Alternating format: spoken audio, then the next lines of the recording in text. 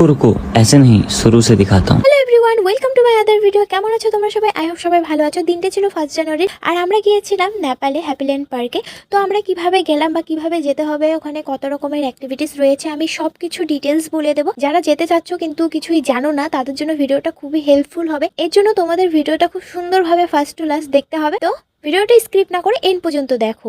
আমরা কিন্তু শিব মন্দির থেকে বাসে উঠেছিলাম পানি ট্যাঙ্কির, আর পানি ট্যাঙ্কিতে নেমে ওখান থেকে আমরা টোটোতে উঠেছিলাম বর্ডারে যাওয়ার জন্য। আর তোমাদের কিন্তু অরিজিনাল আধার কার্ডটা নিয়ে যেতেই হবে। অরিজিনাল আধার কার্ড ছাড়া কিন্তু তোমাদের নেপালে ঢুকতে দেবে না। বর্ডারে নেমে আবার নেপালের টোটোতে উঠে আমরা কাকরভিটা বাস স্ট্যান্ডে চলে গেছিলাম। আর ওখান থেকে তোমরা বাসেও যেতে পারো, যে কোনো জিনিসেই যেতে পারো। আমরা অটো করে গেছিলাম, কারণ ওটা অটো একদম ডাইরেক্ট হ্যাপিল্যান্ড পার্কেই নামবে, আর বাসে তো তোমাদের মেন রোডে নামিয়ে দেবে, তারপর তো টোটো দিয়ে আসতে হবে। এই জন্য আমরা অটো করে গেছিলাম। আর রাস্তায় কিন্তু আমরা মানি এক্সচেঞ্জও করে নিয়েছিলাম। ওখানে পৌঁছে কিন্তু আমরা এন্ট্রির জন্য টিকিটও কেটে নিয়েছিলাম। আর টিকিটে কিন্তু দুটো অ্যাক্টিভিটিস ফ্রি ছিল, ফেরি সাফারি আর কলম্বাসটা ফ্রি ছিল।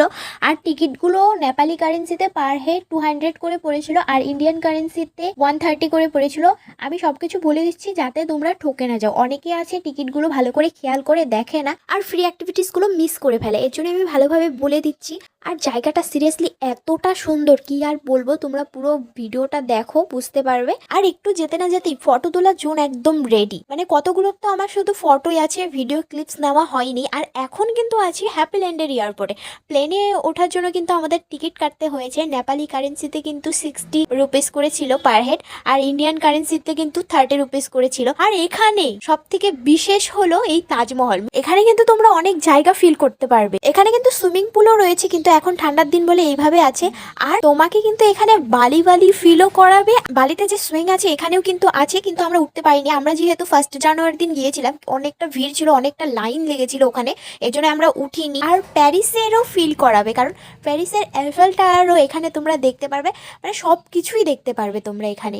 দেখো ওপর থেকে হ্যাপিল্যান্ড পার্কটা কত সুন্দর লাগছে। এখানে কিন্তু একটা সেলফি জোন ছিল লাভের মতন, যেটা এরকম ফ্রেমে আমার ভিডিও ক্লিপস নেওয়া হয়নি, এই জন্য তোমাদের দেখাতে পারলাম না। আর এখানে দেখো ডান্সিং কটেজও ছিল। আর নেপালি ড্রেসগুলোও কিন্তু রেন্টে দেওয়া হচ্ছিল। আমার কিন্তু খুব ইচ্ছে ছিল, কিন্তু সময়ের অভাবে পড়তে পারিনি। আর অনেক রকম ফটো তোলার জোন ছিল, যেগুলো বললাম না, অনেক কিছুতে আমার ফটো তোলা হয়নি। আর আমরা কিন্তু এই যে ফ্রিতে কলম্বাসে উঠেছিলাম আমরা, কিন্তু আমরা ফেরি সাফারিতে উঠিনি, কারণ 5টায় বর্ডার বন্ধ করে দেয়। 5টার আগে আমাদের বর্ডার পার হতেই হবে, এর জন্যই আমরা আর উঠতে পারিনি। আর এখানে কিন্তু অনেকটা দাম ছিল সবকিছু, তাও আমি একটা ব্রেসলেট কিনেছিলাম। আর ওখানে কিন্তু কিছু খাইনি, বের হয়ে খেয়েছিলাম বিরিয়ানি আর মোমো। শুধু ঝালমুড়ি খেয়েছিলাম, ওখানে কিন্তু বেশি টেস্ট ছিল না, সস দিয়ে মানে জাতা করে রেখেছিল।